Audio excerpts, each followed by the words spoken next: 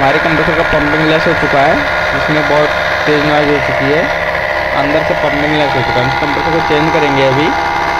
देखिए हमारा 8 एम्पीयर जा रहा है, हमारा बैक प्रेशर डाउन नहीं हो रहा है, स्टैंड का स्टैंड प्रेशर पे रुका पड़ा है। तब तक आप लाइक फॉलो सब्सक्राइब जरूर करें हमारे चैनल को। तब तक हम चेंज करेंगे।